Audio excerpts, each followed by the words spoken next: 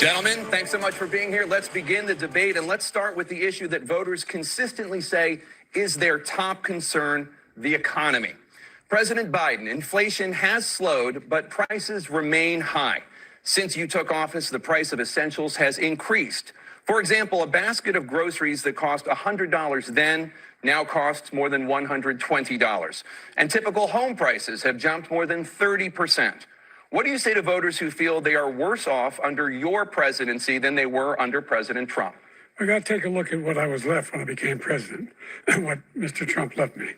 We had an economy that was in free fall. The pandemic was so badly handled. Many people were dying. All he said was, it's not that serious. Just inject a little bleach into your arm. You'll be all right. The economy collapsed. There were no jobs. Unemployment rate rose to 15%. It was terrible. And so what we had to do is try to put things back together again. And that's exactly what we began to do. We created 15,000 new jobs. We brought out a position where we have 800,000 new manufacturing jobs. But there's more to be done. There's more to be done. Working class people are still in trouble.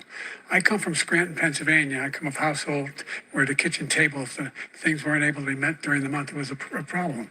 The price of eggs, the price of gas, the price of housing, the price of a whole range of things. That's why I'm working so hard to make sure I deal with those problems. And we're going to make sure that we reduce the price of housing. We're going to make sure we build 2 million new units. We're going to make sure we cap rents so corporate greed can't take over. The combination, what I was left with in corporate greed, is the reason why we're in this problem right now.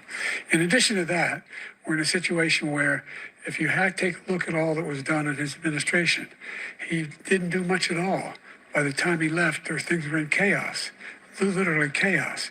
And so we put things back together. We created, I said, those jobs. We make sure we had a situation where we brought down the price of prescription drugs, which is a major issue for many people, to $15 for a insulin shot as opposed to $400.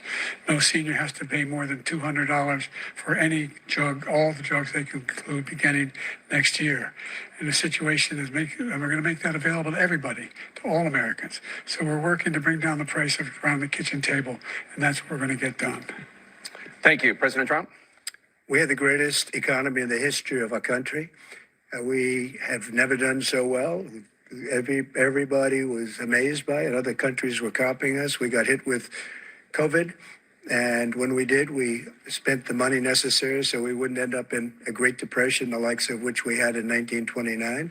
By the time we finished, so we did a great job. We got a lot of credit for the economy, a lot of credit for the military, and no wars and so many other things. Everything was rocking good. But the thing we never got the credit for, and we should have, is getting us out of that COVID mess. He created mandates that was a disaster for our country. But other than that, we had given them back a country where the stock market actually was higher than pre-COVID, and nobody thought that was even possible. The only jobs he created are for illegal immigrants and bounce back jobs, a bounce back from the COVID.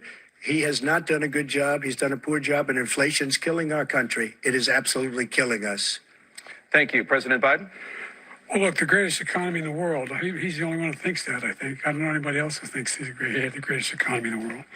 And, the fact of the matter is that we find ourselves in a situation where his economy, he rewarded the wealthy.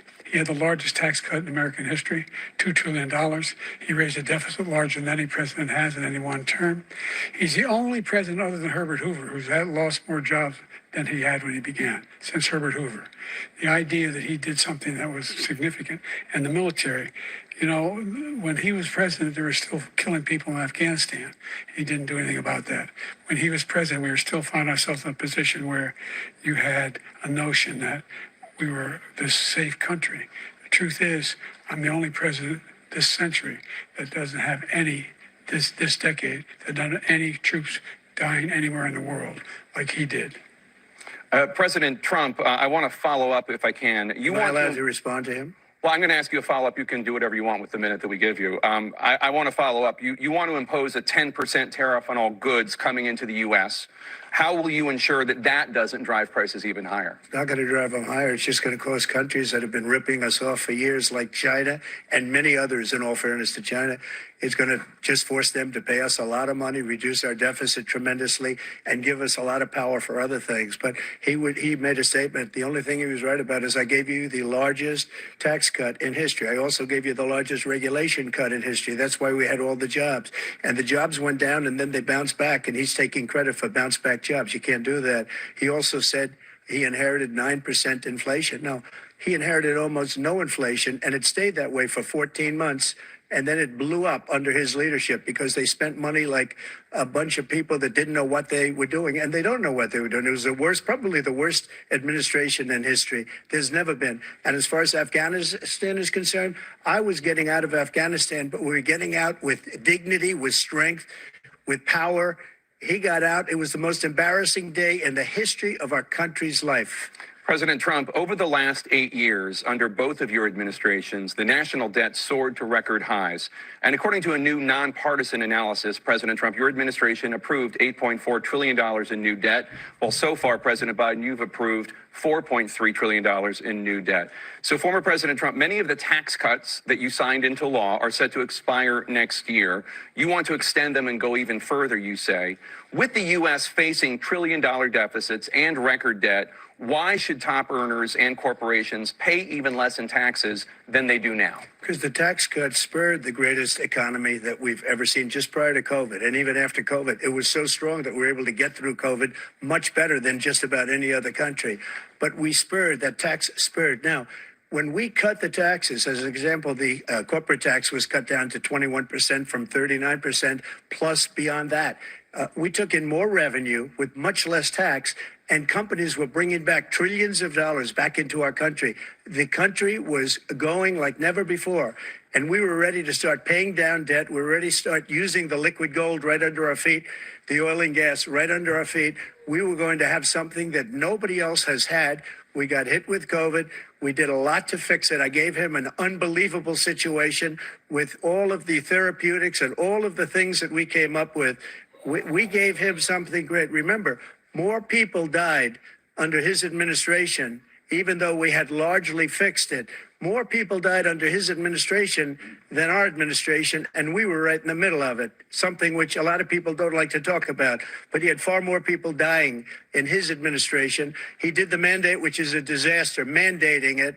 The vaccine went out. He did a mandate on the vaccine, which is the thing that people most objected to about the vaccine. And he did a very poor job, just a very poor job. And I will tell you, not only poor there, but throughout the entire world, we're no longer respected as a country. They don't respect our leadership. They don't respect the United States anymore. We're like a third world nation between weaponization of his election, trying to go after his political opponent. All of the things he's done, we've become like a third world nation. And it's a shame. The damage he's done to our country, and I'd love to ask him, and will, why he allowed millions of people to come in here from prisons, jails, and mental institutions to come into our country and destroy our country. President Trump, we will get to immigration later in this block. President Biden, I want to give you an opportunity to respond to this question about the national debt. He had the largest national debt of any president in a four-year period, number one. Number two, that $2 trillion tax cut benefited the very wealthy. What I'm going to do is fix the tax system. For example, we have 1,000 trillionaires in America. Billionaires in America. And what's happening? They're in a situation where they, in fact, pay 8.2% in taxes. If they just paid 24%, 25%, either one of those numbers, they've raised $500 billion, I should say, in a 10-year period. We'd be able to wipe out his debt. We'd be able to help make sure that all those things we need to do, child care, elder care, making sure that we continue to strengthen our healthcare system, making sure that we're able to make every single solitary person eligible for what I've been able to do with the the COVID, with dealing with everything we have to do with, look, if we finally beat Medicare. Thank you, President Biden. President Trump? Well, he's right. He did beat Medicare. He beat it to death, and he's destroying Medicare because all of these people are coming in. They're putting them on Medicare. They're putting them on Social Security. They're going to destroy Social Security. This man is going to single-handedly destroy Social Security. These millions and millions of people coming in, they're trying to put them on Social Security. He will wipe out Social Security. He will wipe out Medicare. So he was right in the way he finished that sentence. And it's a shame. What's happened to our country in the last 4 years is not to be believed. Foreign countries, I'm friends with a lot of people. They cannot believe what happened to the United States of America. We're no longer respected. They don't like us. We give them everything they want, and they think we're stupid. They think we're very stupid people. What we're doing for other countries, and they do nothing for us. What this man has done is absolutely criminal. Thank you, President Trump. Dana? This is the first presidential election since the Supreme Court overturned Roe v. Wade. This morning, the court ruled on yet another abortion case, temporarily allowing emergency abortions to continue in Idaho, despite that state's restrictive ban. Former President Trump, you take credit for the decision to overturn Roe v. Wade, which returned the issue of abortion to the states. Correct. However, the federal government still plays a role in whether or not women have access to abortion pills. They're used in about 2/3 of all abortions. As president, would you block abortion medication? First of all, the Supreme Court just approved the abortion bill, and I agree with their decision to have done that, and I will not block it. And if you look at this whole question that you're asking, complex but not really complex. 51 years ago, you had Roe v. Wade, and everybody wanted to get it back to the states. Everybody, without exception. Democrats, Republicans, liberals, conservatives. Everybody wanted it back. Religious leaders. And what I did is I put 3 great Supreme Court justices on the court, and they happened to vote in favor of killing Roe v. Wade and moving it back to the states. This is something that everybody wanted. Now, 10 years ago or so, they started talking about how many weeks and how many this, and getting into other things. But every legal scholar throughout the world, the most respected, wanted it brought back to the states. I did that. Now the states are working it out. If you look at Ohio, it was a decision that was an end result that was a little bit more liberal than you would have thought. Kansas, I would say the same thing. Texas is different. Florida is different. But they're all making their own decisions right now. And right now, the states control it. That's the vote of the people. Like Ronald Reagan, I believe in the exceptions. I am a person that believes. And frankly, I think it's important to believe in the exceptions. Some people, you have to follow your heart. Some people don't believe in that. But I believe in the exceptions for rape, incest, and the life of the mother. I think it's very important. Some people don't. Follow your heart. But you have to get elected also. And because that has to do with other things. You got to get elected. The problem they have is they're radical because they will take the life of a child in the 8th month, the 9th month, and even after birth. After birth, if you look at the former governor of Virginia, he was willing to do this. He said, we'll put the baby aside and we'll determine what we do with the baby, meaning we'll kill the baby. What happened is we brought it back to the states, and the country is now coming together on this issue. It's been a great thing. Thank you. President Biden? It's been a terrible thing, what you've done. The fact is that the vast majority of constitutional scholars supported Roe when it was decided. Supported Roe. And that's this idea that they were all against it is just ridiculous. And this is the guy who says the state should be able to have it. We're in a state where in 6 weeks, you don't even know whether you're pregnant or not, but you cannot see a doctor and have him decide on what your circumstances are, whether you need help. The idea that states are able to do this is a little like saying we're going to turn civil rights back to the states, let each state have a different rule. Look, there's so many young women who have been, including a young woman who just was murdered, and he went to the funeral.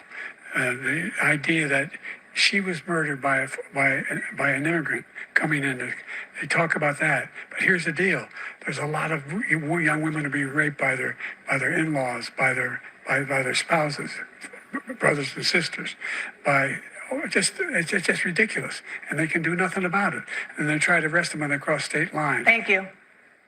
There have been many young women murdered by the same people he allows to come across our border.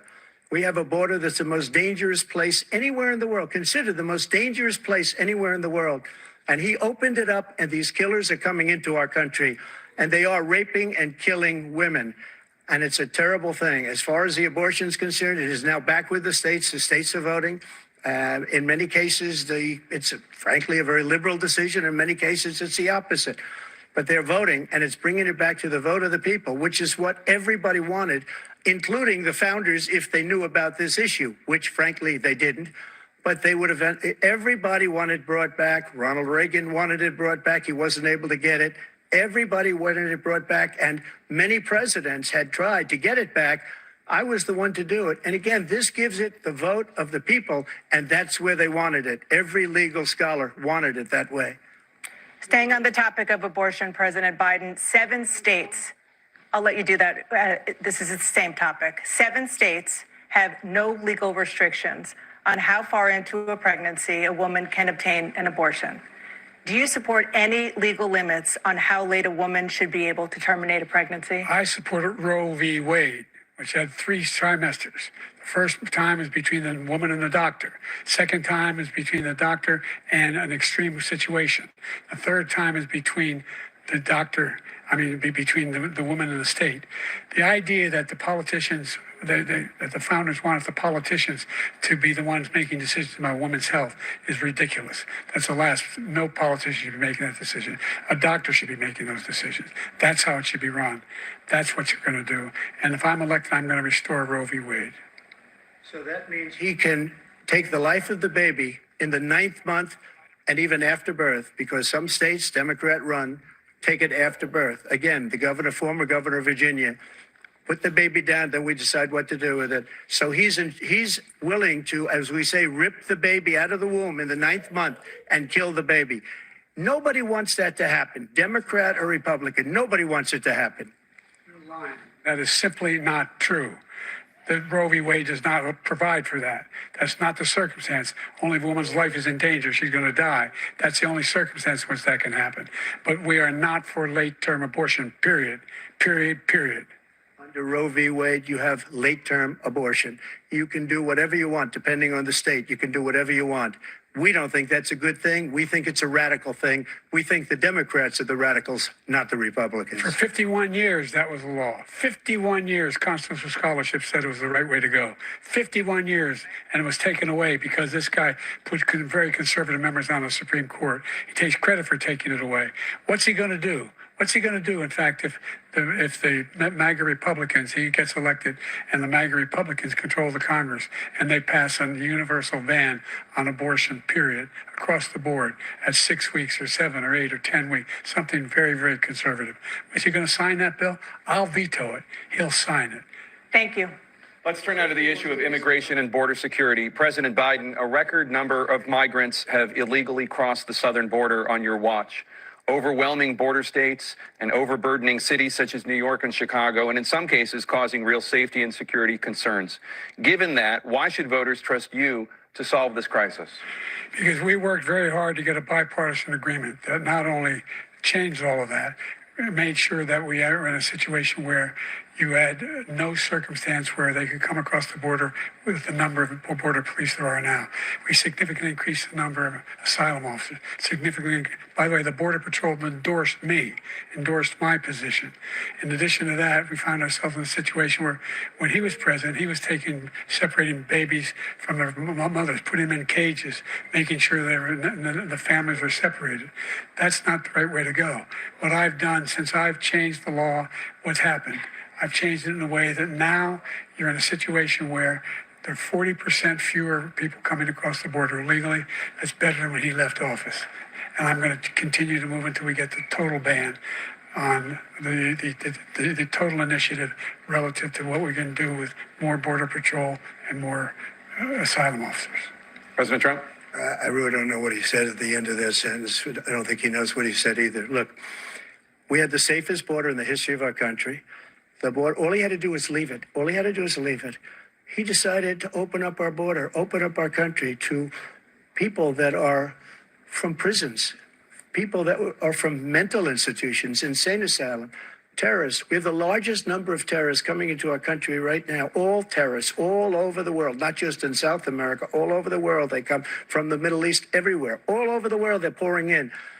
And this guy just left it open. And he didn't need legislation because I didn't have legislation. I said, close the border. We had the safest border in history. In that final couple of months of my presidency, we had, according to Border Patrol, who is great, and by the way, who endorsed me for president, but I won't say that, but they endorsed me for president. Brandon, just speak to him. But look, we had the safest border in history. Now we have the worst border in history. There's never been anything like it. And people are dying all over the place, including the people that are coming up in Thank you, caravans. President Trump. President Biden? The only terrorist who's done anything crossing the border is one who came along and killed three, and his administration, killed an Al-Qaeda person come in and his administration, killed three American soldiers. That's the only terrorist that's there. I'm not saying that no terrorist ever got through, but the idea they're emptying their prisons, we're welcoming these people, that's simply not true. There's no data to support what he said. Once again, he's exaggerating, he's lying. President Trump, staying on the topic of immigration, you've said that you're going to carry out, quote, the largest domestic deportation operation in American history, unquote. Does that mean that you will deport every undocumented immigrant in America, including those who have jobs, including those whose spouses are citizens, and including those who have lived here for decades? And if so, how will you do it? Just 1 second. He said we killed three people. The people we killed are al-Baghdadi and Soleimani, the two greatest terrorists, biggest terrorists anywhere in the world. And it had a huge impact on everything, not just border, on everything. He's the one that killed people with a bad border, including hundreds of thousands of people dying and also killing our citizens when they come in. We are living right now in a rat's nest. They're killing our people in New York, in California, in every state in the union because we don't have borders anymore. Every state is now a border. And because of his ridiculous, insane, and very stupid policies, people are coming in and they're killing our citizens at a level that we've never seen. We call it migrant crime. I call it Biden migrant crime. They're killing our citizens at a level that we've never seen before. And you're reading it like these three incredible young girls over the last few days. One of them, I just spoke to the mother, and they just had the funeral for this girl, 12 years old. This is horrible what's taken place. What's taken place in our country, we're literally an uncivilized country now.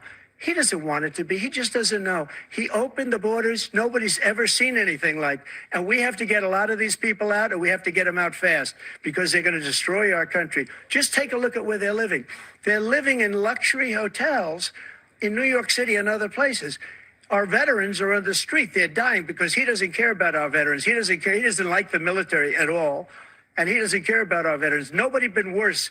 I had the highest approval rating for veterans taking care of the VA. He has the worst. He's gotten rid of all the things that I approved. Choice that I got through Congress, all of the different things I approved, they abandoned. We had by far the highest, and now it's down in less than half because he's done all these great things that we did. And I think he did it just because I approved it, which is crazy.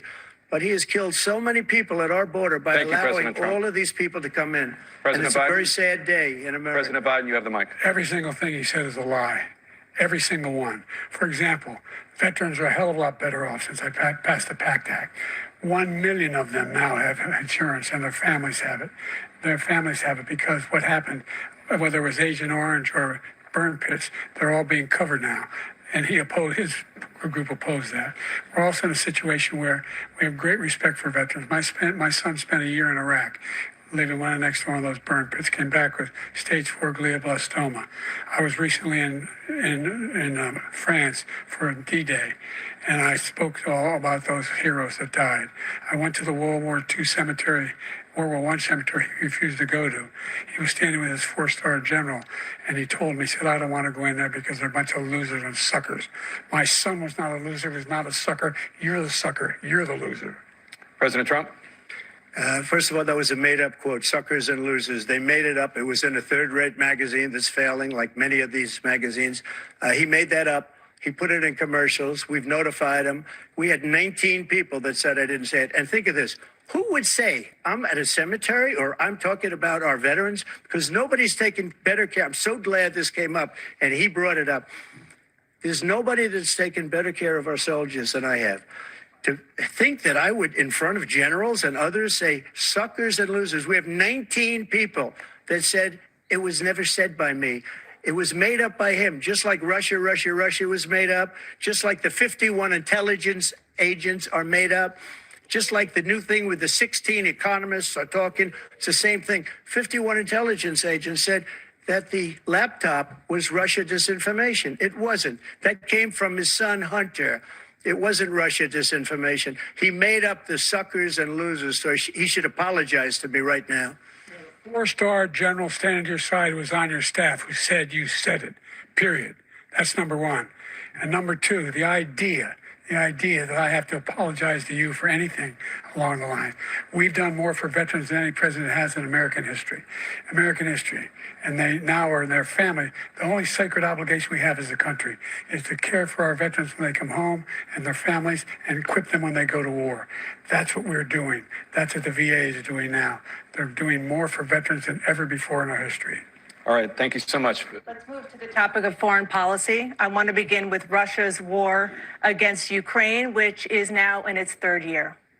Former President Trump, Russian President Vladimir Putin says he'll only end this war if Russia keeps the Ukrainian territory it has already claimed and Ukraine abandons its bid to join NATO. Are Putin's terms acceptable to you? First of all, our veterans and our soldiers can't stand this guy. They can't stand him. They think he's the worst commander-in-chief, if that's what you call him, that we've ever had. They can't stand him. So let's get that straight. And they like me more than just about any of them. And that's based on every single bit of information. As far as Russia and Ukraine, if we had a real president, the president that knew, that was respected by Putin, he would have never invaded Ukraine. A lot of people are dead right now, much more than people know. You know, they talk about numbers. You can double those numbers, maybe triple those numbers. He did nothing to stop it. In fact, I think he encouraged Russia from going in. I'll tell you what happened. He was so bad with Afghanistan. It was such a horrible embarrassment, most embarrassing moment in the history of our country, that when Putin watched that and he saw the incompetence, that he should have fired those generals, like I fired the one that you mentioned. And so he's got no love lost, but he should have fired those generals. No general got fired for the most embarrassing moment in the history of our country, Afghanistan, where we left billions of dollars of equipment behind. We lost 13 beautiful soldiers, and 38 soldiers were obliterated. And by the way, we left people behind too. We left American citizens behind. When Putin saw that, he said, you know what? I think we're going to go in and maybe take this was his dream. I talked to him about it, his dream. The difference is he never would have invaded Ukraine, never. Just like Israel would have never been invaded in a million years by Hamas. You know why? Because Iran was broke with me. I wouldn't let anybody do business with them. They ran out of money. They were broke. They had no money for Hamas. They had no money for anything. No money for terror. That's why you had no terror at all during my administration. This place, the whole world is blowing up under him.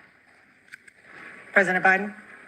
I've never heard so much malarkey in my whole life. Look, the fact of the matter is that we're in a situation where, let's take the last point first.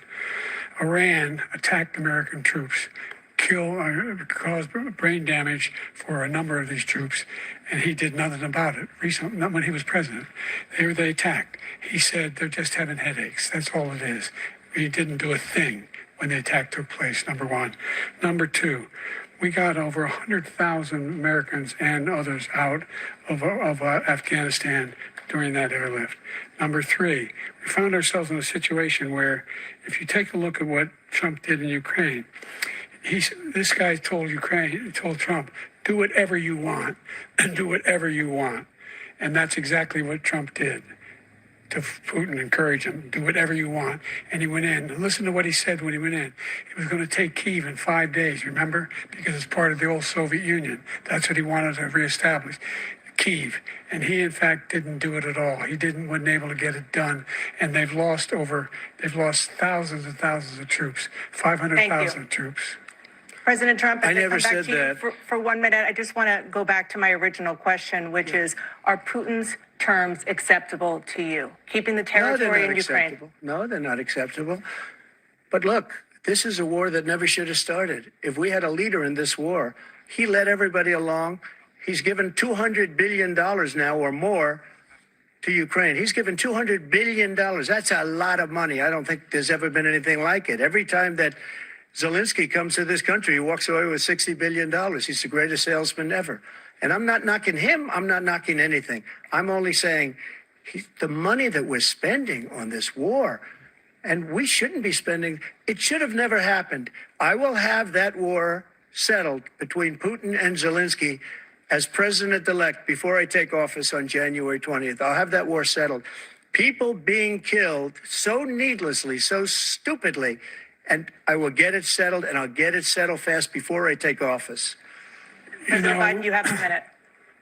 The fact is that Putin is a war criminal. He's killed thousands and thousands of people. And he has made one thing clear. He wants to reestablish what was part of the Soviet Empire, not just a piece. He wants all of Ukraine. That's what he wants. And then do you think he'll stop there? Do you think he'll stop when if he takes Ukraine? What do you think happens to Poland? What do you think of Belarus? What do you think happens to those NATO countries? And so if you want a war, you ought to find out what he's going to do, because if in fact he does what he says and walks away, and by the way, all that money we give Ukraine are from weapons we make here in the United States. We give them the weapons, not the money at this point. And our NATO allies have produced as much funding for Ukraine as we have. That's why we're strong. Thank you. Moving on to the Middle East. In October, Hamas attacked Israel, killing more than 1,000 people and taking hundreds of hostages. Among those held and thought to still be alive are 5 Americans. Israel's response has killed thousands of Palestinians and created a humanitarian crisis in Gaza.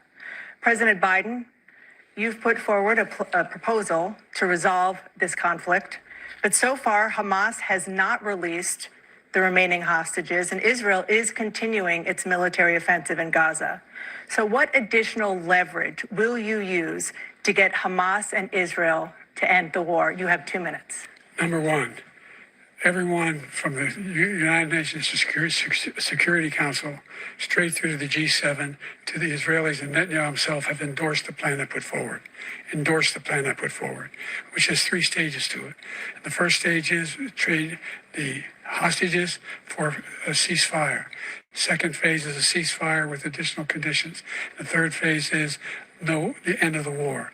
The only one who wants the war to continue is Hamas, number one. They're the only ones standing out. We're still pushing hard to get them to accept. In the meantime, what's happened? In Israel, we're finding that the only thing I've denied Israel was 2,000-pound bombs.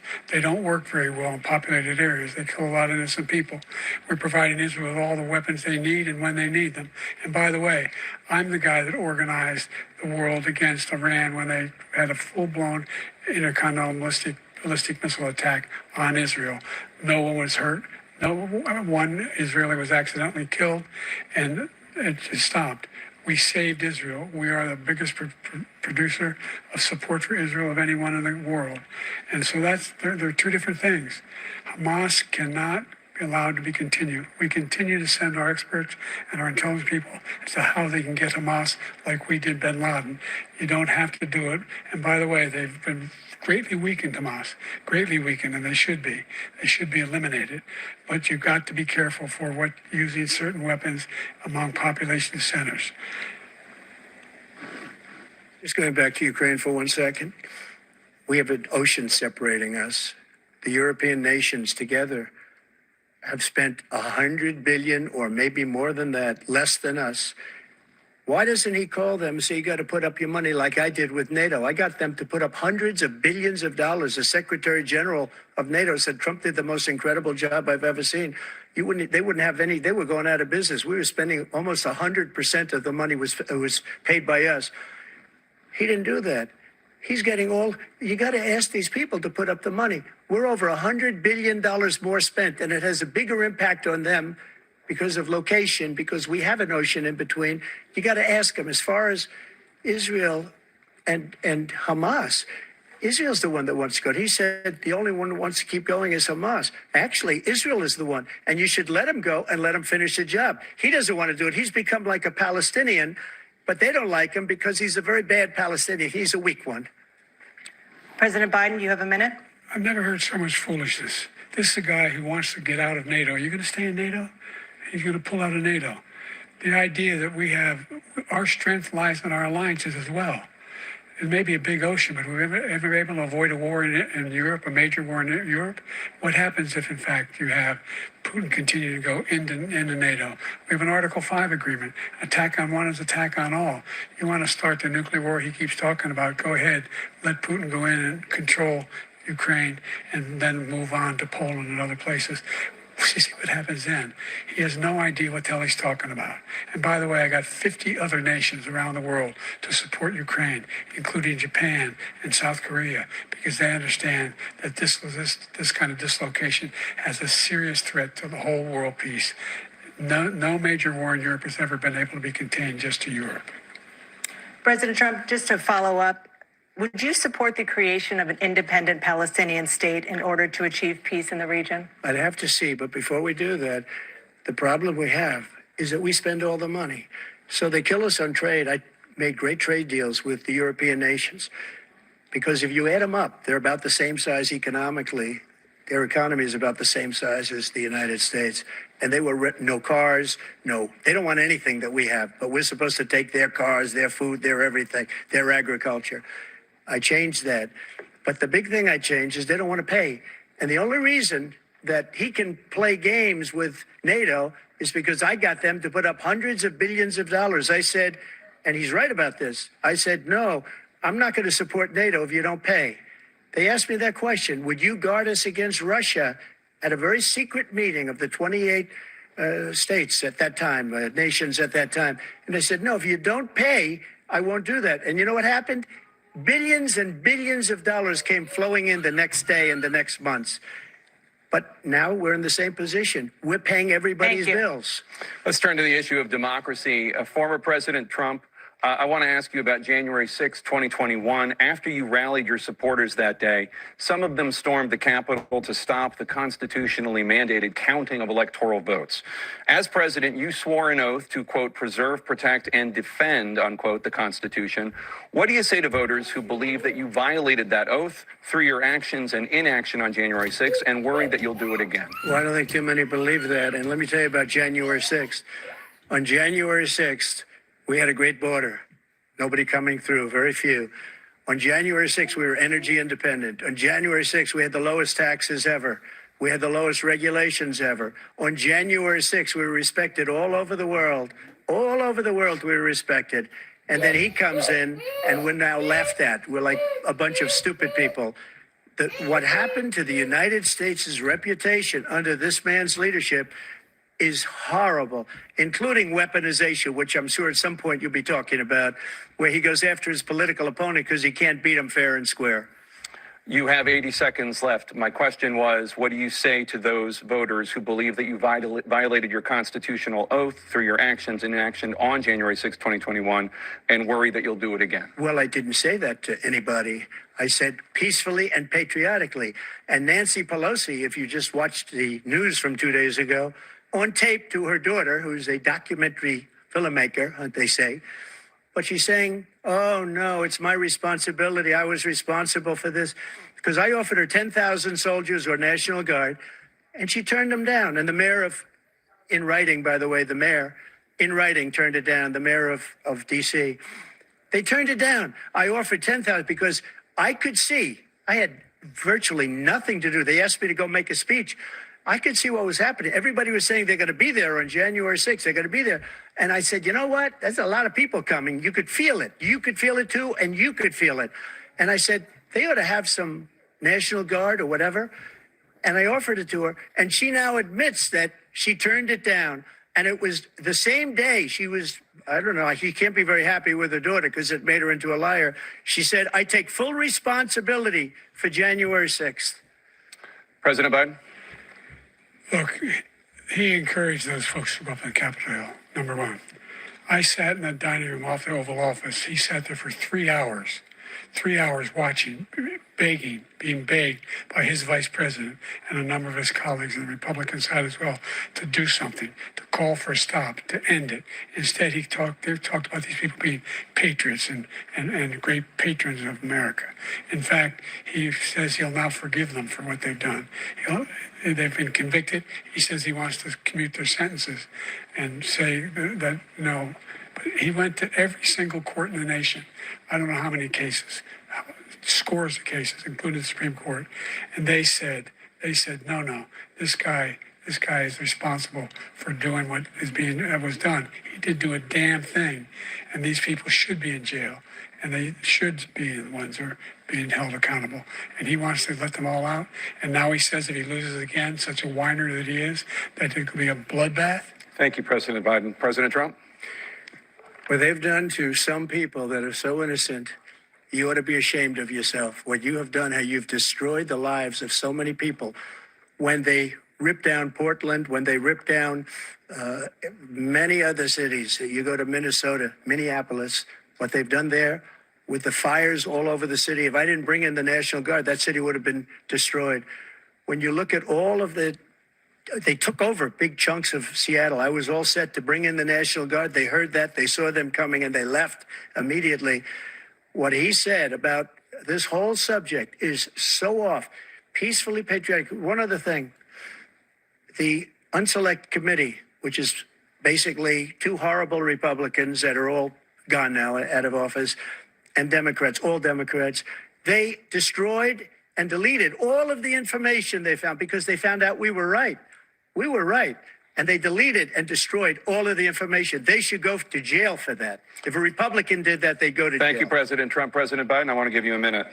The only person at this stage is a convicted felon is the man I'm looking at right now. And the fact of the matter is, what he's telling you is simply not true.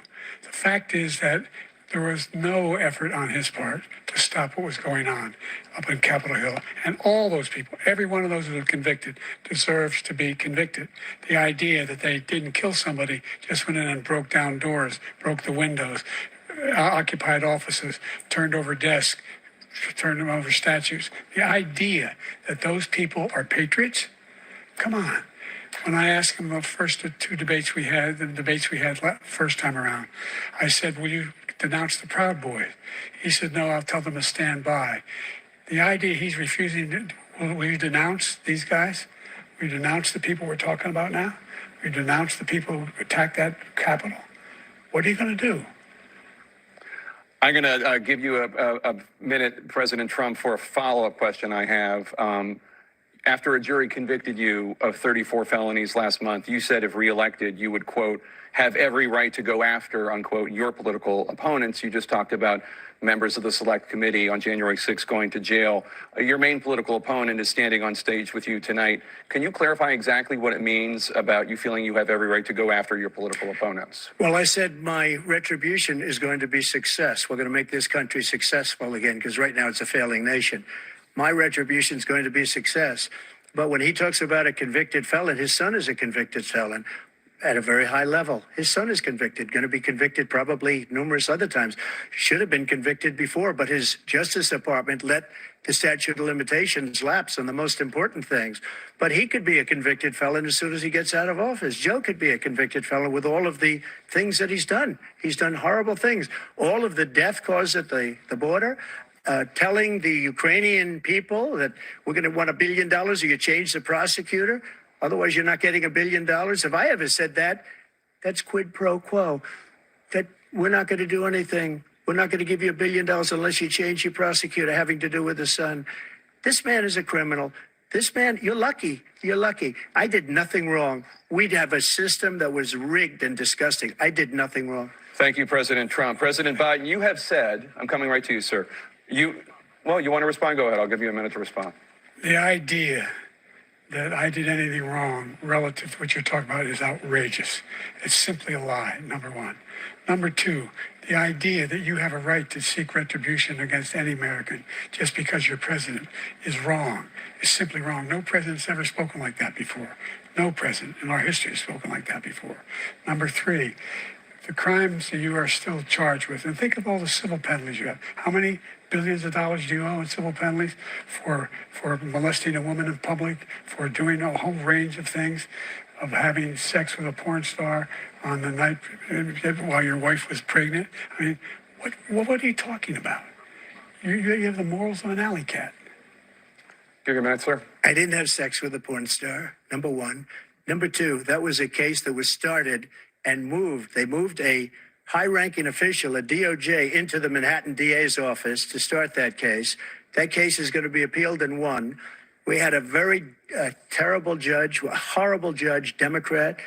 The prosecutor were all high-ranking Democrats, appointed people, and both the civil and the criminal. He basically went after his political opponent because he thought it was going to damage me. But when the public found out about these cases, because they understand it better than he does, he has no idea what these cases are. But when they found out about these cases, you know what they did? My poll numbers went up, way up. You know that because you're reporting it. And we took in more money in the last 2 weeks than we've ever taken in the history of any campaign. I don't think any campaign has ever taken. Hundreds of millions of dollars came pouring in because the public knows it's a scam and it's a guy that's after his political opponent because he can't win fair and square. Thank you, President Trump. President Biden, you have said, quote, Donald Trump and his MAGA Republicans are determined to destroy American democracy. Do you believe that the tens of millions of Americans who are likely to vote for President Trump will be voting against American democracy? The more they know about what he's done, yes. The more they know about what he's done. And there's a lot more coming. He's got a lot of cases down the road coming around. He's got a whole range of issues he has to face. I don't know what the juries will do, but I do know he has a real problem. And so the fact that, could you ever think you heard any president say that I'm going to seek retribution? Did you ever hear any president say that I thought Hitler had some good ideas? What got me involved to run in the first place after my son had died, I decided in Iraq, because of Iraq, I said I wasn't going to run again until I saw what happened in Charlottesville, Virginia. People coming out of the woods carrying swastikas on torches, and singing the same anti-Semitic bile they sang when back in Germany. And the young woman got killed. I spoke to the mother, and they asked him, they said, what do you think of those people? The people the ones who got killed, the one who tried to stop it, and the ones he said, I think they're fine people on both sides.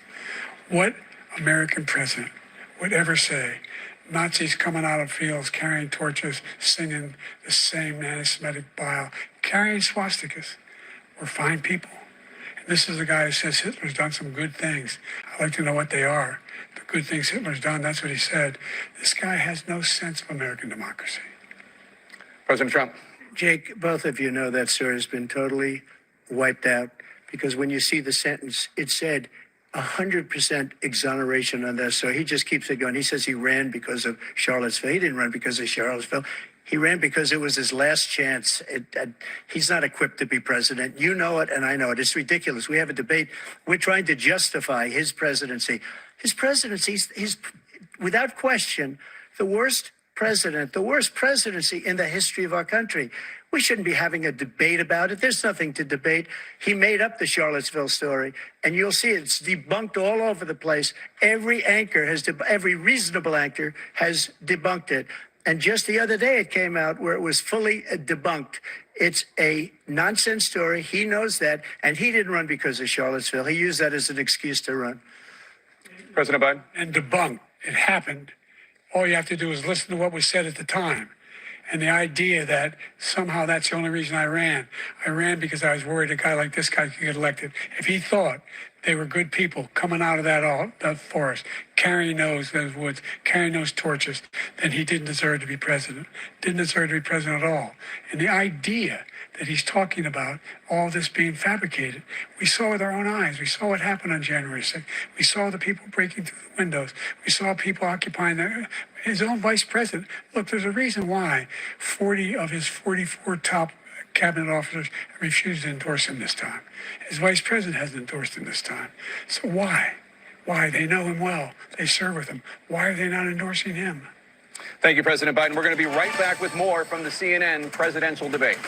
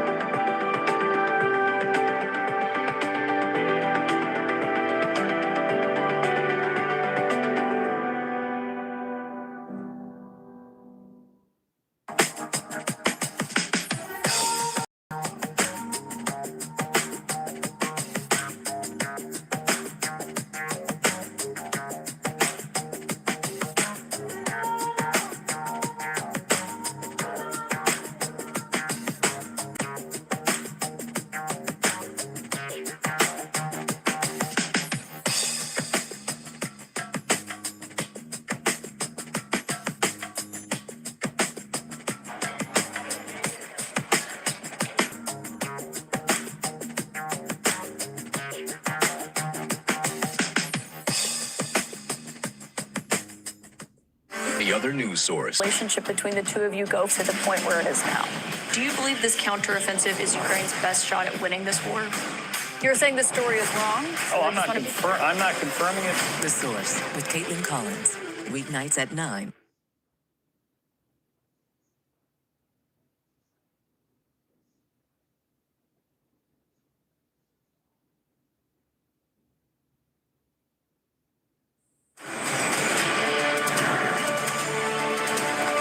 Welcome back to the CNN presidential debate live from Georgia. Let's talk about persistent challenges you both faced in your first terms and you'd certainly face again in a second term. President Biden, while Black unemployment dropped to a record low under your presidency, Black families still earn far less than white families. Black mothers are still 3 times more likely to die from pregnancy-related causes, and Black Americans are imprisoned at 5 times the rate of white Americans. What do you say to Black voters who are disappointed that you haven't made more progress? They acknowledge you made a lot of progress, number one. The fact of the matter is there's more small Black businesses that have been started than any time in history. Number two, the wages of Black unemployment is the lowest level it's been in a long, long time. Number three, we're providing housing for Black Americans and dealing with the segregation that exists among these corporations that collude to keep people out of their houses. And in addition to that, we find that the impact on the choice that Black families have to make relative to child care is incredibly difficult. When we did the first major piece of legislation in the past, I was able to reduce Black child care costs. I cut them in half. We got to make sure we provide for child care costs. We got to make sure, because when you provide that child care protections, you increase economic growth because more people can be in the job market. So there's more to be done, considerably more to be done. But we've done a great deal so far, and I'm not letting up, and they know it. You have 49 seconds left. What do you say to Black voters who are disappointed with the progress so far? I say I don't blame them for being disappointed. Inflation is still hurting them badly. For example, I provided for the idea that any Black family, first-time home buyer, should get a $10,000 tax credit to be able to buy their first home so they can get started. I made sure that we're in a situation where all those Black families and those Black individuals who provided had to take out student loans, that if they were engaged in nursing, doctor, and anything having to do with volunteerism, if they paid their bills for 10 years on their student debt, all the rest was forgiven after 10 years. Millions have benefited from that. And we're going to do a whole lot more for Black families. Thank you, President Trump. And he caused the inflation. He's blaming inflation, and he's right, it's been very bad. He caused the inflation, and it's killing Black families and Hispanic families and just about everybody. It's killing people. They can't buy groceries anymore. They can't. You look at the cost of food where it's doubled and tripled and quadrupled. They can't live. They're not living anymore. He caused this inflation. I gave him a country with essentially no inflation. It was perfect. It was so good. All he had to do is leave it alone. He destroyed it with his Green New scam and all this money that's being thrown out the window. He caused inflation. As sure as you're sitting there, the fact is that his big kill on the Black people is the millions of people that he's allowed to come in through the border. They're taking Black jobs now, and it could be 18, it could be 19, and even 20 million people. They're taking Black jobs, and they're taking Hispanic jobs, and you haven't seen it yet, but you're going to see something that's going to be the worst in our history. Thank you. President Biden? There was no inflation when I became president. You know why? The economy was flat on its back. 15% unemployment. He decimated the economy, absolutely decimated the economy. That's why there was no inflation at the time. There were no jobs. We provided thousands of millions of jobs for individuals who are in all communities, including minority communities. We made sure that they have health insurance. We have covered, the ACA has increased. I made sure that they're $8,000 per person in a family to get written off for health care. But this guy wants to eliminate that. They tried 50 times. He wants to get rid of the ACA again. and they're going to try again if they win. You find ourselves in a position where the idea that we're not doing any, we put more police on the street than any administration has. He wants to cut the cops. We're providing for equity and making sure people have a shot to make it. There's a lot going on, but in inflation, he caused it by his tremendous malfeasance in the way he handled the pandemic. Thank you. Another persistent challenge is the climate crisis. 2023 was the hottest year in recorded history, and communities across the country are confronting the devastating effects of extreme heat, intensifying wildfires, stronger hurricanes, and rising sea levels. Former President Trump, you've vowed to end your opponent's climate initiatives, but will you take any action as president to slow the climate crisis? Well, let me just go back to what he said about the police, how close the police are to him. Almost every police group in the nation from every state is supporting Donald J. Trump. Almost every police group. And what he's done to the black population is horrible, including the fact that for 10 years he called them super predators. We can't, in the 1990s, we can't forget that. Super predators was his name, and he called it to them for 10, and they've taken great offense at it, and now they see it happening. But when they see what I did for criminal justice reform and for the historically black colleges and universities, where I funded them and got them all funded, and the opportunity zones with Tim, as you know, Tim Scott was incredible. He did a great job, great senator from South Carolina. He came to me with the idea, and it was a great idea. It's one of the most successful economic development acts ever in the country, opportunity zones. And the biggest beneficiary are blacks. And that's why we have the best numbers with them in maybe ever. They're saying ever. I read this morning where ever, the best numbers. He's lost much of the black population because he's done a horrible job for black people. He's also done a horrible job for Hispanics. But wait till you see these millions of people pouring into our country, and they're going to take the jobs, and it's already started, and you haven't seen anything yet. It's a disaster. You've 38 seconds left. President Trump, will you take any action as president to slow the climate crisis? So I want absolutely immaculate clean water, and I want absolutely clean air, and we had it. We had H2O. We had the best numbers ever, and we were using all forms of energy, all forms, everything. And yet, during my 4 years, I had the best environmental numbers ever. And my top environmental people gave me that statistic just before I walked on the stage, actually. I don't know where the hell he's been. The idea that anything he said is true.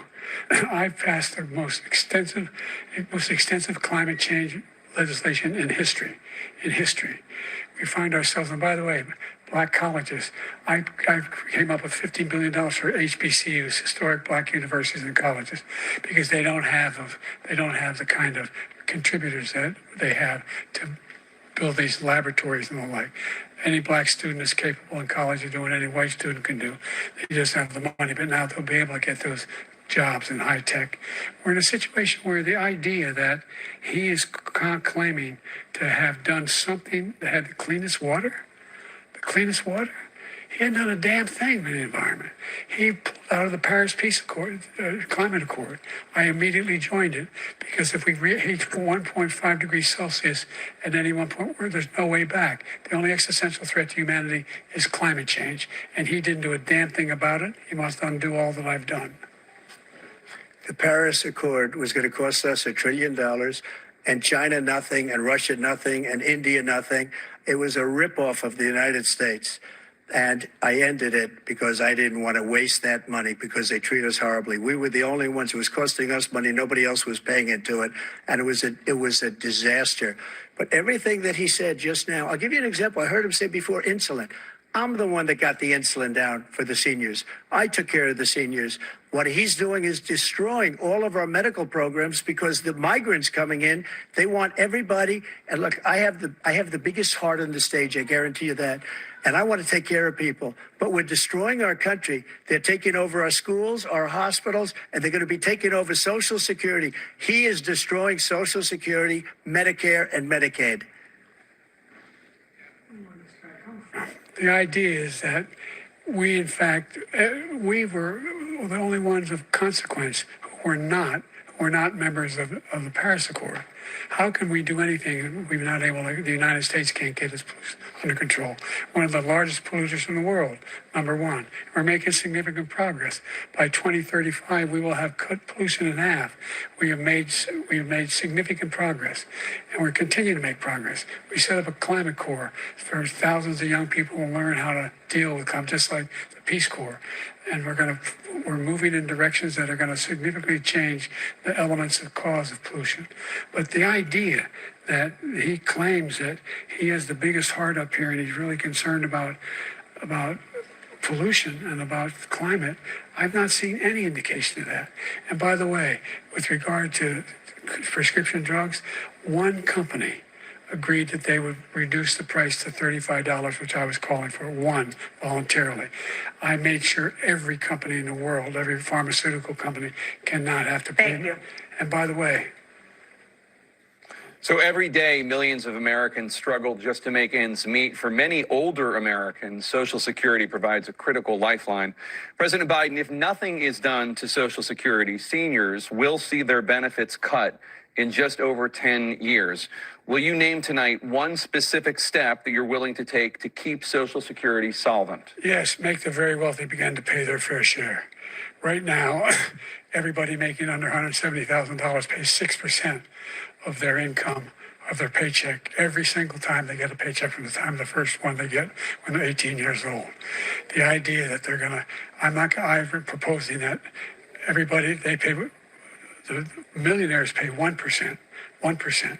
So no one I would not raise the cost of Social Security for anybody under $400,000. After that, I began to make the wealthy begin to pay their fair share by increasing from 1% beyond to be able to guarantee the program for life.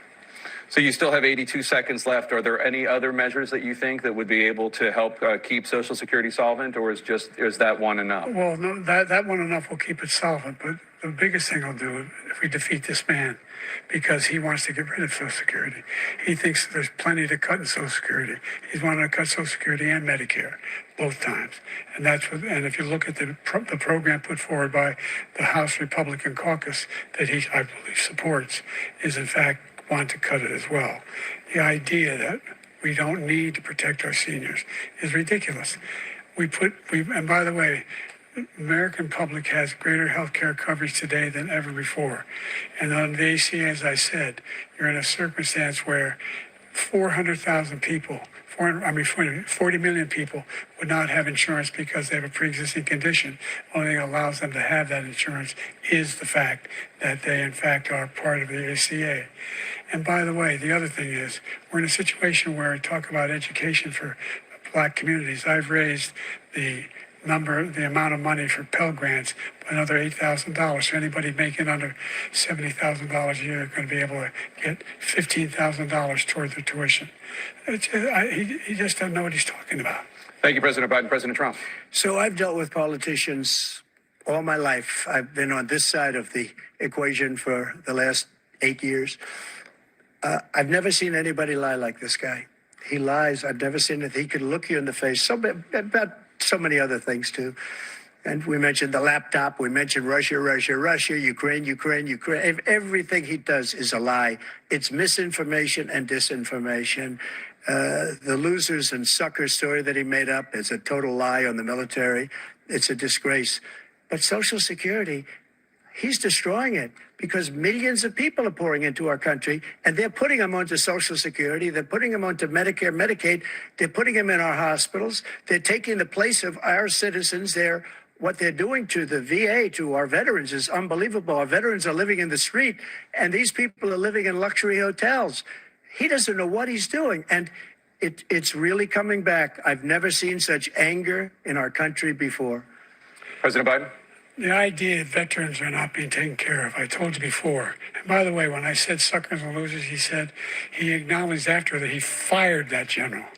That general got fired because he's the one that acknowledged that that's what he said. He was the one standing with Trump when he said it, number one. Number two, the idea that we're going to be in a situation where all these millions and millions, the way he talks about it, illegal aliens are coming into the country and taking away our jobs. There's a reason why we have the fastest growing economy in the world, the reason why we have the most successful economy in the world. We're doing better than any other nation in the world.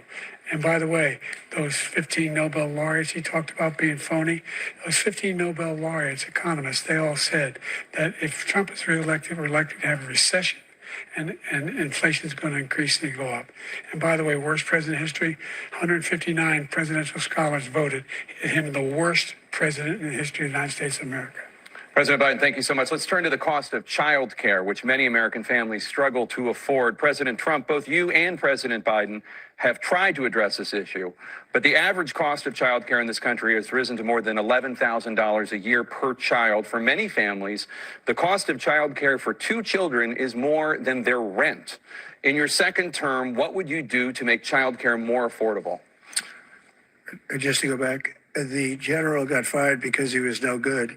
And if he said that, that's why he made it up. But we have 19 people that said I didn't say it, and they're very highly respected, much more so than him. The other thing is, he doesn't fire people. He never fired people. I've never seen him fire anybody. I did fire a lot. I fired Comey because he was no good. I fired a lot of the top people at the FBI, drained the swamp. They were no good. Not easy to fire people. You'd pay a price for it, but they were no good. I inherited these people. I didn't put him there. I didn't put Comey there. He was no good. I fired him. This guy hasn't fired anybody. He never fires. He should have fired every military man that was involved with that the Afghanistan horror show, the most embarrassing moment in the history of our country. He didn't fire. Did you fire anybody? Did you fire anybody that's on the border that's allowed us to have the worst border in the history of the world? Did anybody get fired for allowing 18 million people, many from prisons, many from mental institutions? Did you fire anybody that allowed our country to be destroyed? Joe, our country is being destroyed as you and I sit up here and waste a lot of time on this debate. This shouldn't be a debate. He is the worst president. He just said about me because I said it.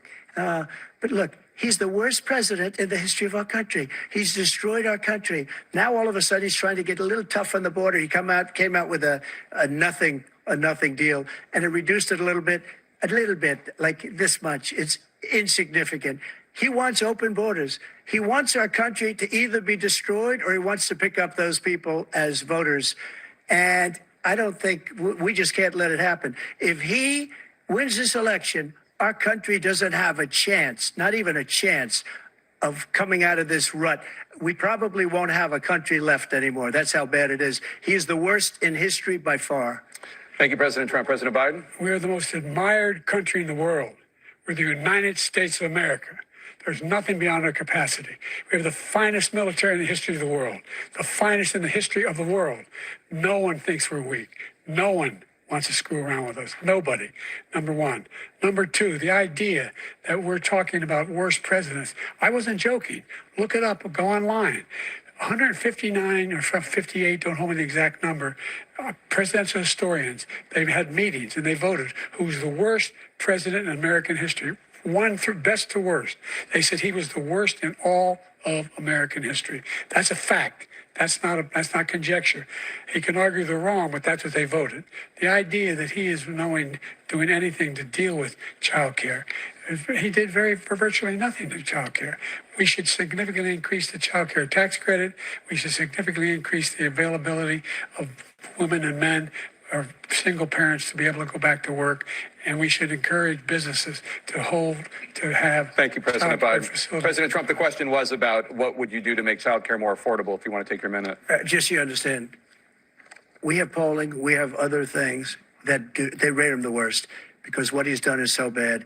And they rate me, I'll show you, I will show you. And they rate me one of the best, okay?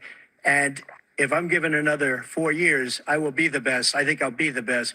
Nobody's ever created an economy like us. Nobody ever cut taxes like us. He's the only one I know. He wants to raise your taxes by 4 times. He wants to raise everybody's taxes by 4 times. He wants the Trump tax cuts to expire. So everybody, including the two of you, are going to pay 4 to 5 times. Nobody ever heard of this before. All my life, I'd grow up and I'd see politicians talking about cutting taxes. When we cut taxes, as I said, we did more business. Apple and all these companies, they were bringing money back into our country. The worst president in history by far, and everybody knows it. President Biden? Look, the fact of the matter is that he's dead wrong about, he's increased the tariff, he will increase the taxes on middle-class people. I said I'd never raise the tax on anybody making less than $400,000. I didn't. But this tariff is 10% tariffs. Everything coming into the country, you know what the economists say? That's going to cost the average American $2,500 a year more because they're going to have to pay the difference in food and all the things that were imported. Number two, he's in a situation where he talks about how he has not raised, he's somehow helped the middle class. The middle class have been devastated by you. Now you want a new tax cut of $5 trillion over the next 10 years, which is going to fundamentally bankrupt the country. You have the largest deficit of any president in American history, number one. Number two, you have not, in fact, made any contact, any progress with China. We are at the lowest trade deficit with China since 2010. Thank you, President Biden. You lost Thank you, President Biden. Let's discuss an epidemic impacting millions of Americans that both of you have made a top priority in your first term, the opioid crisis. And for both of you, the number of overdose deaths in this country has gone up. Under your term, it went up. Under your term, it has gone up.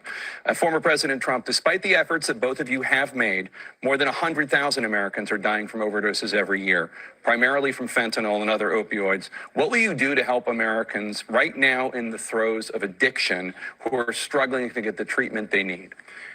To finish up, we now have the largest deficit in the history of our country under this guy. We have the largest deficit with China.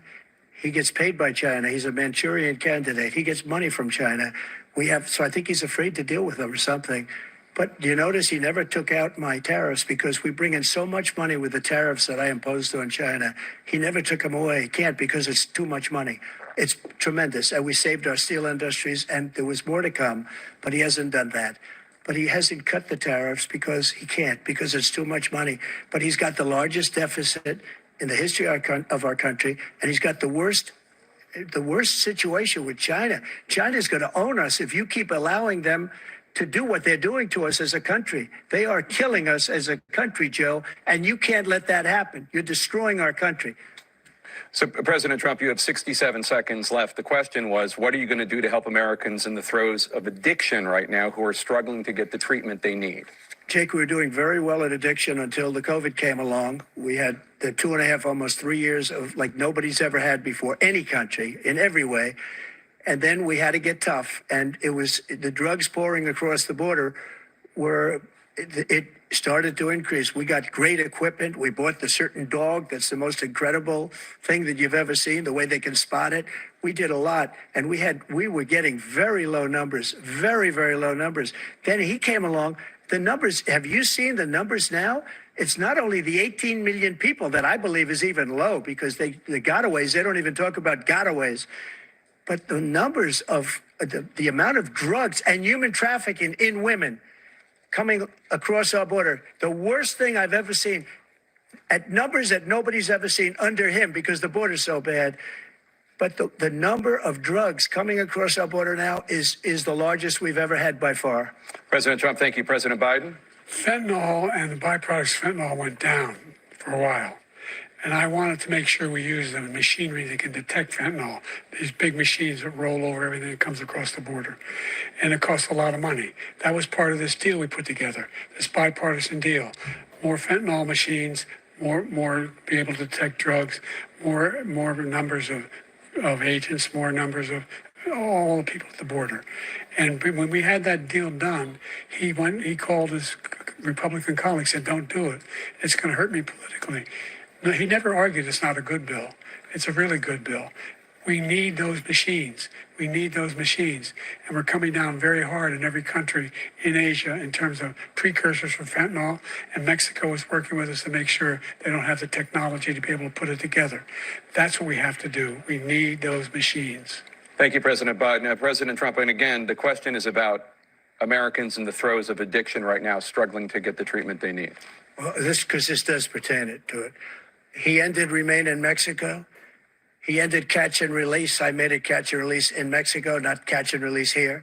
We had so many things that we had done, hard negotiations with Mexico, and I got it all for nothing. It's just like when you have a hostage. We always pay $6 billion for a hostage. Every time we say a hostage. Now we have a hostage, a Wall Street Journal reporter. I think a good guy. And he's over there because Putin is laughing at this guy, probably asking for billions of dollars for the reporter. I will have him out very quickly as soon as I take office. Before I take office, I said by literally as soon as I win the election, I will have that reporter out. He should have had him out a long time ago, but Putin's probably asking for billions and billions of dollars because this guy pays it every time. We had 2 cases where we paid $6 billion for 5 people. I got 58 people out, and I paid essentially nothing. Thank you, President Trump. Dana? Let's turn to concerns that voters have about each of you. President Biden, you would be 86 at the end of your second term. How do you address concerns about your capability to handle the toughest job in the world well into your 80s? Well, first of all, I spent half my career being criticized being the youngest person in politics. I was the second youngest person ever elected to the United States Senate, and now I'm the oldest. This guy's 3 years younger and a lot less competent. I think that just look at the record. Look at what I've done. Look how I've turned around the horrible situation he left me. As I said, 15 million new jobs, 800,000 manufacturing jobs, more investment in America, over billions of dollars in private investment in enterprises that we are growing. By the way, we brought off a lot of people. Well, the whole idea of computer chips. We used to have 40% of the market. We invented those chips, and we lost it because he was sending people to find the cheapest jobs overseas and to bring home a product. So I went to South Korea. I convinced Samsung to invest billions of dollars here in the United States. And guess what? Those fabs, they call them, to build these chips, those fabs pay over $100,000. You don't need a college degree for them.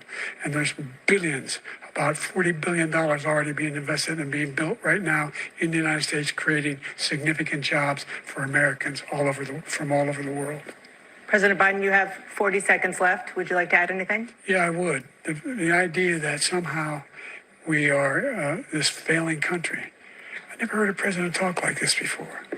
We're the envy of the world. Name me a single major country president who wouldn't trade places with the United States of America for all our problems and all our opportunities. We're the most progressive country in the world in getting things done.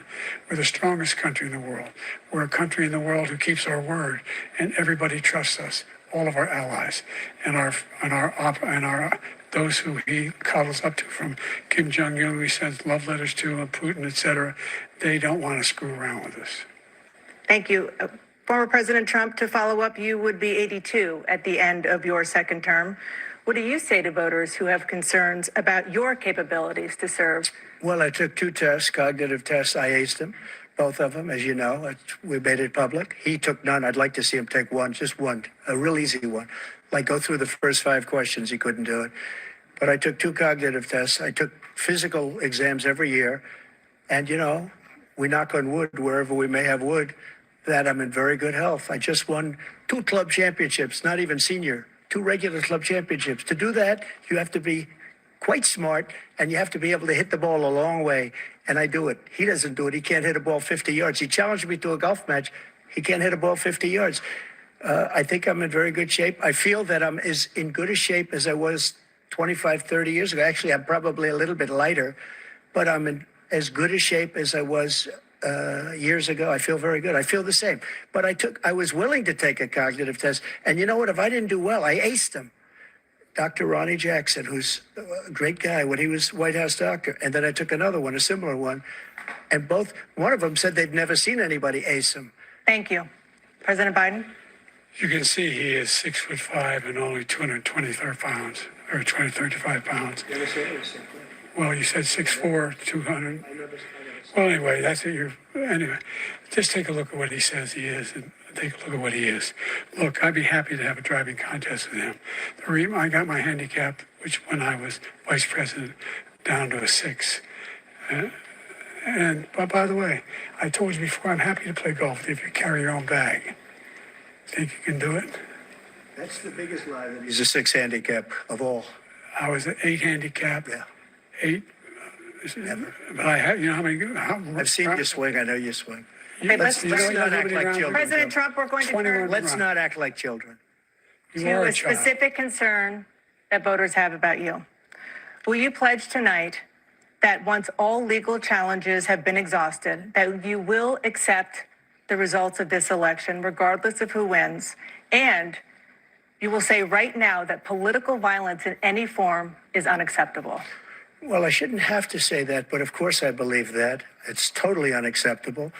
And if you would see my statements that I made on Twitter at the time, and also my statement that I made in the Rose Garden, you would say it's one of the strongest statements you've ever seen. In addition to the speech I made in front of, I believe, the largest crowd I've ever spoken to. And I will tell you, nobody ever talks about that. They talk about a relatively small number of people that went to the Capitol and in many cases were ushered in by the police. And as Nancy Pelosi said, it was her responsibility, not mine. She said that loud and clear. But the answer is, if the election is fair, free, and I want that more than anybody. And I'll tell you something. I wish he was a great president because I wouldn't be here right now. I'd be at one of my many places enjoying myself. I wouldn't be under indictment because I wouldn't have been his political opponent because he indicted me because I was his opponent. I wish he was a great president. I would rather have that.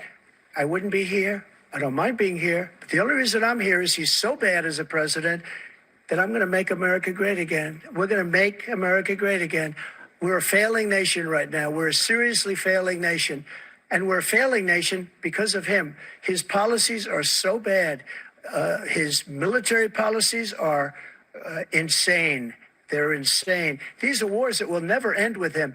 He will drive us into World War III, and we're closer to World War III than anybody can imagine. We are very, very close to World War III, and he's driving us there. And Kim Jong-un and President Xi of China, Kim Jong-un of North Korea, all of these, Putin, they don't respect him. They don't fear him. They have nothing going with this gentleman, and he's going to drive us into World War III. You want a World War III? Let him follow and win, and let Putin say, "Do what you want, NATO. Just do what you want." There's a thing called Article 5. An attack on one is attack on all, and required response. The idea, I can't think of a single major leader in the world who wouldn't trade places with the job I've done and what they've done. Because we are a powerful nation. We have wonderful people. It's because of the people, not me. It's because of the American people. They're capable of anything, and they step up when they're needed. And right now, we're needed. We're needed to protect the world because our own safety is at stake.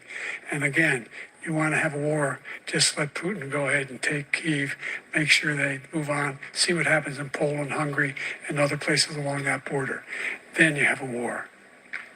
President Trump, as I come back to you for a follow-up, the question was, will you accept the results of this election, regardless of who wins?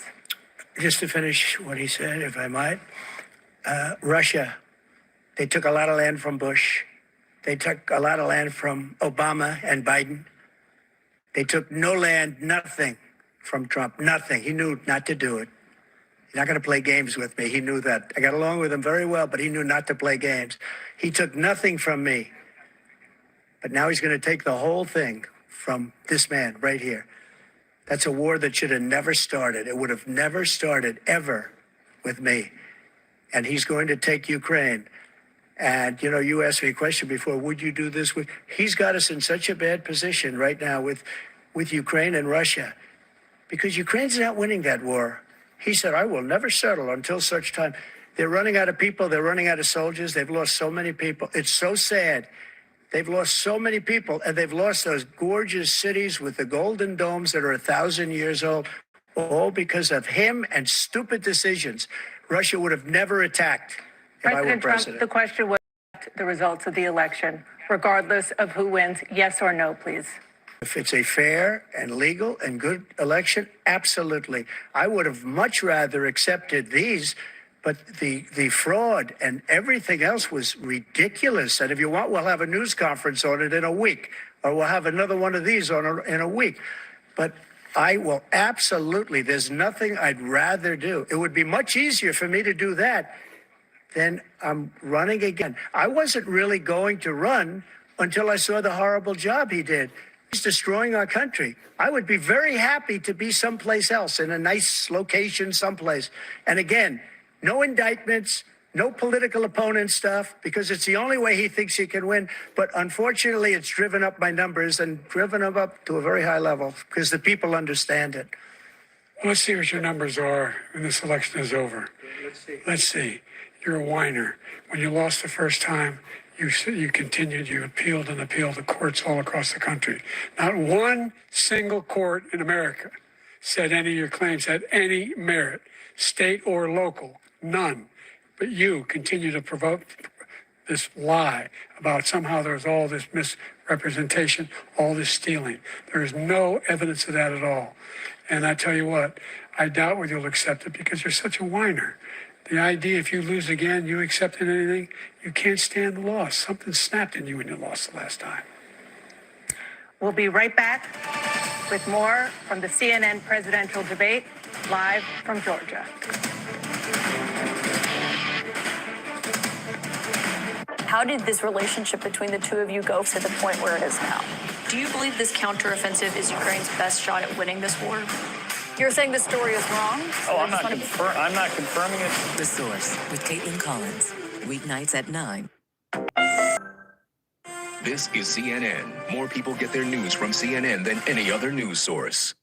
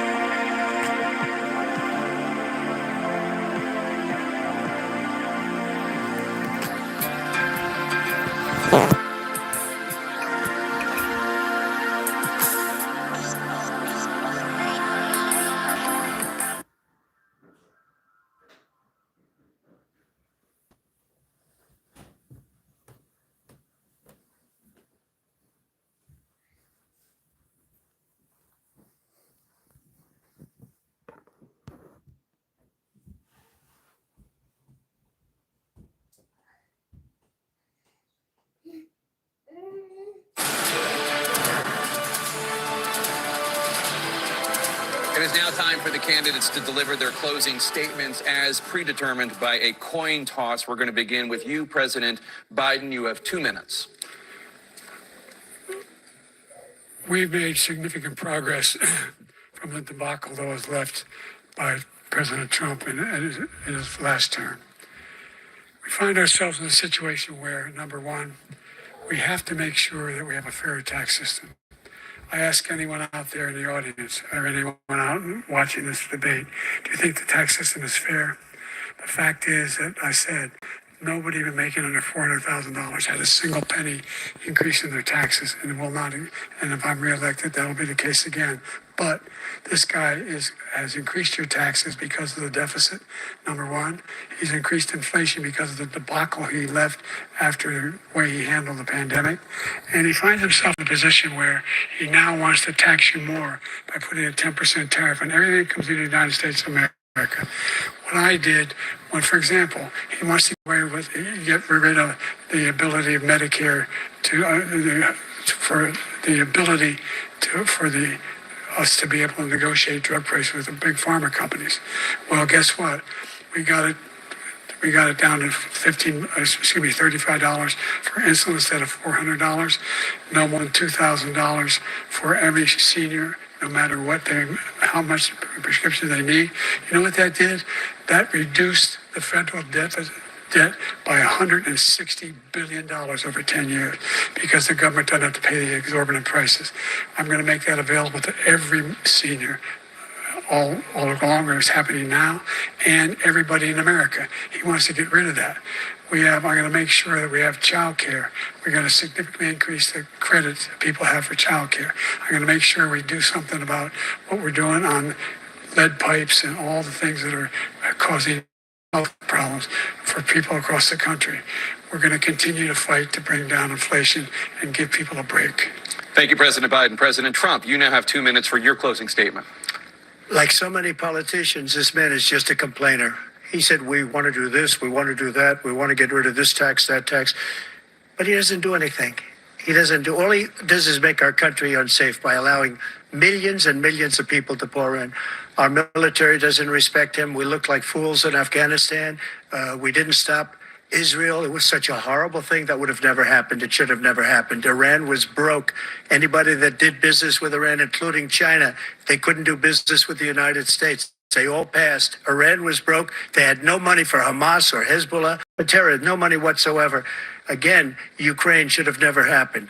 He talks about all the stuff, but he didn't do it. For 3.5 years, we're living in hell. We have the Palestinians and we have everybody else rioting all over the place. You talk about Charlottesville. This is 100 times Charlottesville, 1,000 times. The whole country is exploding because of you, because they don't respect you, and they have to respect their president, and they don't respect you throughout the world. What we did was incredible. We rebuilt the military. We got the largest tax cut in history, the largest regulation cut in history. The reason he's got jobs is because I cut the regulations that gave jobs, but he's putting a lot of those regulations back on. All of the things that we've done, nobody's never seen anything. From a medical standpoint, right to try, where we can try space-age materials instead of going to Asia or going to Europe and trying to get when you're terminally ill. Now you can go and you can get something. You sign a document. They've been trying to get it for 42 years. But you know what we did for the military was incredible. Choice for our soldiers, where our soldiers, instead of waiting for 3 months to see a doctor, can go out and get themselves fixed up and readied up and take care of themselves, and they're living. And that's why I had the highest approval rating in the history of the VA. So all of these things, we're in a failing nation, but it's not going to be failing anymore. We're going to make it great again. Thank you, former President Trump, President Biden. Stay with us because we have full analysis of this debate. Anderson Cooper and Aaron Burnett starts now on CNN.